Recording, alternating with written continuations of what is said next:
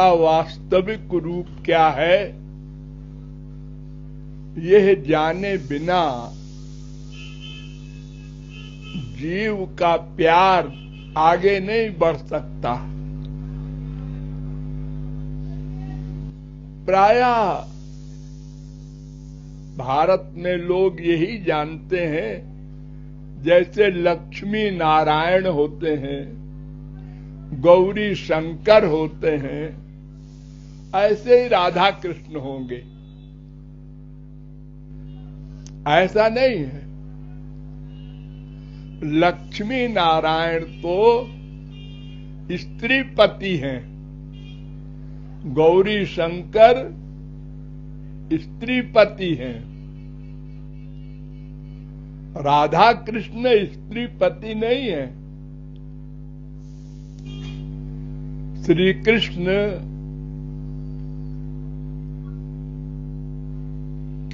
जो स्वयं भगवान है, एक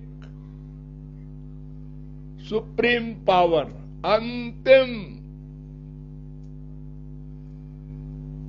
जैसे आप लोगों के बाप होते हैं, आपके बाप के बाप के बाप मनु, मनु के बाप ब्रह्मा, ब्रह्मा के बाप भगवान श्री कृष्ण, श्री कृष्ण के बाप कोई नहीं।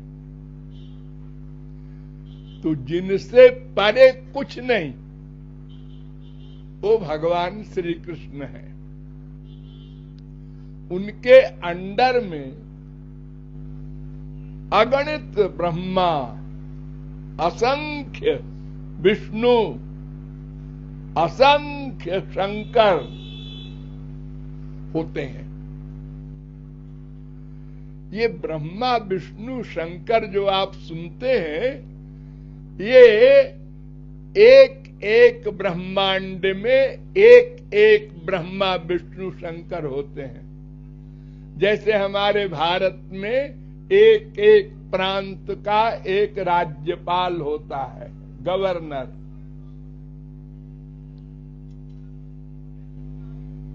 या चीफ मिनिस्टर, यो समझ लो। और अनंत कोटि ब्रह्मांड का जो अध्यक्ष है, जिसको हमारे भारत में प्राइम मिनिस्टर कहते हैं, वो भगवान श्री कृष्ण हैं। उनसे आगे और कोई पोस्ट नहीं।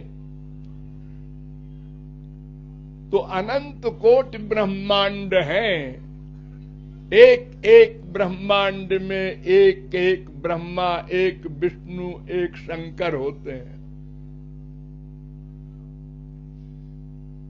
इस ब्रह्मांड अनंत है। संख्या चेत रजसा मस्ति न विश्वानाम कदाचन। आज के वैज्ञानिक भी मान गए हैं कि हम कभी नहीं जान सकते कितनी बड़ी दुनिया है। जिनकी लाइट के आने में करोड़ों वर्ष लगते हैं, लाइट के आने में 1 सेकंड में 1,86,000 मील भागती है लाइट, वो भी करोड़ों वर्ष में पृथ्वी पर आती है। इतनी दूर दूर है ब्रह्मांड। कौन जाएगा वहां तक? कौन देखेगा? ये जो आप लोग सूरज देखते हैं, ऐसे करोड़ों सूरज एक आकाश गंगा में होते हैं और अगणित आकाश गंगाएं हैं। जगत गुरु शंकराचार्य ने भी माना, ब्रह्मांडानि बहूनि पंकज भवान प्रत्यंड मत्यद्भुतान गोपान वत्स सुतान दर्शयदजम विष्णु न शेषांश्च शंभुर्यच्चरणोदकम स्वशिरसा धत्ते च मूर्ति त्रयात्। ये ब्रह्मा विष्णु शंकर तो श्री कृष्ण के दास हैं, ये अनंत हैं। उन भगवान कृष्ण के सब सामान अनंत अनंत हैं। अनंत नाम, अनंत रूप, अनंत गुण, अनंत लीला, अनंत धाम, अनंत जीव, सब अनंत अनंत सामान है। शक्तियां भी अनंत। श्री कृष्ण रो अनंत शक्ति। महाप्रभु जी ने कहा ताते 3 प्रधान। अनंत शक्तियों में 3 शक्ति प्रधान है। सत, चित, आनंद। भगवान का एक नाम है ना सच्चिदानंद। उसका क्या मतलब होता है? सत, दूसरी शक्ति चित, तीसरी शक्ति आनंद। इन तीनों शक्तियों में संबंध है कि सत शक्ति से परे है चित शक्ति, यानी चित शक्ति में सत शक्ति अंडरस्टूड है और आनंद में सत चित दोनों अंडरस्टूड है। इसलिए भगवान का एक नाम है सच्चिदानंद, एक है चिदानंद। सत उसके अंतर्गत है ना, इसलिए सत नहीं बोले, चिदानंद। और एक नाम है आनंद। आनंदो ब्रह्मेति व्यजानात्, वेद में कहा गया। आनंदमयोभ्यासात्, वेदांत में कहा गया। वो आनंद सर्वश्रेष्ठ है। उस आनंद की भी एक सारभूत शक्ति होती है, उसको कहते हैं लादिनी शक्ति। ये लादिनी शक्ति जो है भगवान की, ये सबसे बड़ी है। सब शक्तियां इसी के अंडर में हैं। ये शक्ति क्या करती है? कर्तुम अकर्तुम अन्यथा कर्तुम समर्थ। जो चाहे करे, जो चाहे न करे, जो चाहे उल्टा करे। उल्टा करे क्या मतलब? एक आंख है, आप उस आंख से क्या करते हैं? देखते हैं, बस। सुन नहीं सकते? नहीं। सूंघ नहीं सकते? नहीं। एक काम, भगवान अपनी एक आंख से सुनते हैं, सूंघते हैं, रस लेते हैं, स्पर्श करते हैं, सोचते हैं, डिसीजन लेते हैं, सर्वज्ञ बने रहते हैं। ये लादिनी शक्ति का कमाल है। और एक भी इंद्रिय नहीं, शरीर भी अपना गायब कर दिया और सर्वत्र देखते हैं, सबके शब्द सुनते हैं। किस ब्रह्मांड के किस जीव ने हमको पुकारा, सबके अंदर एक एक रूप में बैठे रहते हैं। हमारे गंदे गंदे आइडियाज नोट करते हैं और सदा आनंद में रहते हैं, उनमें कोई गड़बड़ नहीं होती। देखो, हमारे 10 आदमी होते हैं परिवार में।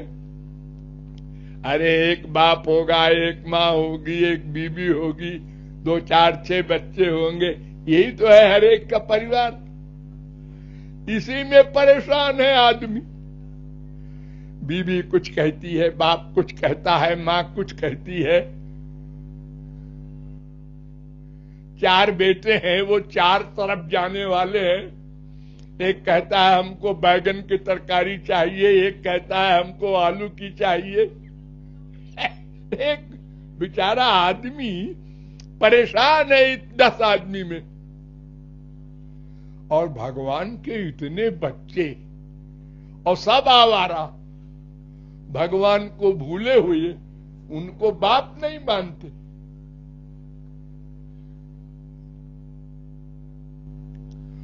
ये सब नोट करते हैं वो अंदर बैठ के, और फिर भी परेशान नहीं होते, टेंशन नहीं, मुस्कुराते रहते हैं, नोट करते रहते हैं।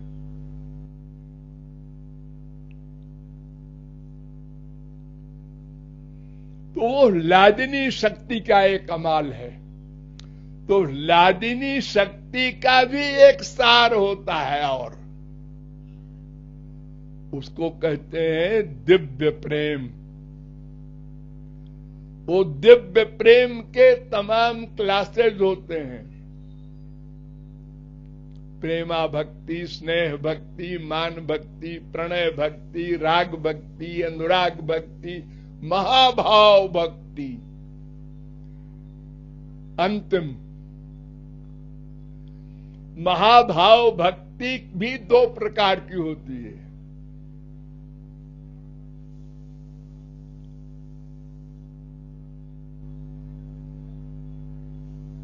एक रूढ़ महाभाव, एक अधिरूढ़ महाभाव। इसमें अधिरूढ़ महाभाव सबसे ऊंची होती है। अधिरूढ़ महाभाव भी 2 प्रकार का होता है, एक मादन, एक मोदन। तो ये जो मादन है, ये राधा रानी की जगह है। यहां श्री कृष्ण भी नहीं जा सकते,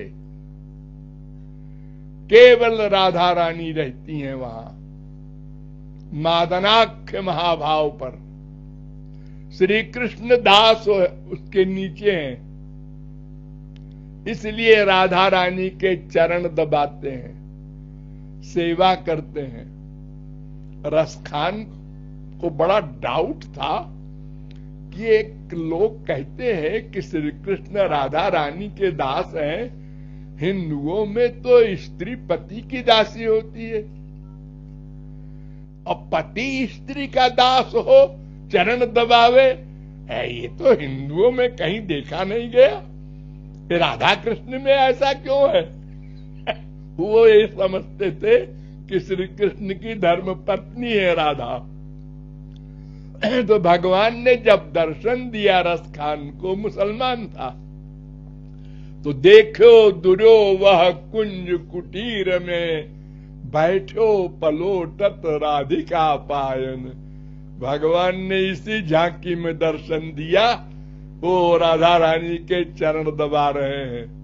तब तत्व ज्ञान दिया रसखान को कि राधा रानी हमारी धर्म पत्नी नहीं है, हमारी धर्म पत्नी लक्ष्मी है, कमला।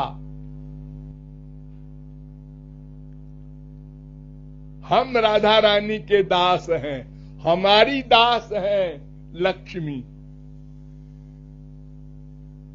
तो आत्मा है राधा रानी से कृष्ण की, जैसे ये आत्मा हम लोगों की, शरीर उसका दास है,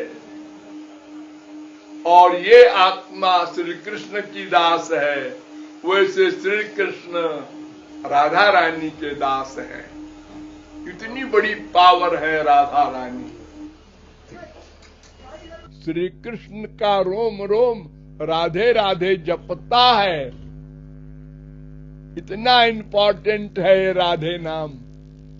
ये समझ करके हम लोग अगर राधे नाम ले, तो जैसे कोई एक अंगूठी पाजे कहीं पड़ा हुआ और कोई कहे ये अंगूठी कहाँ मिली है, अरे ऐसे जा रहे थे रास्ते में मिल गई थी। क्यों? ये तो 1 करोड़ की है 1 करोड़ की। हमको तो एक ने बताया था 10-20 रुपए की होगी, 1 करोड़ की है।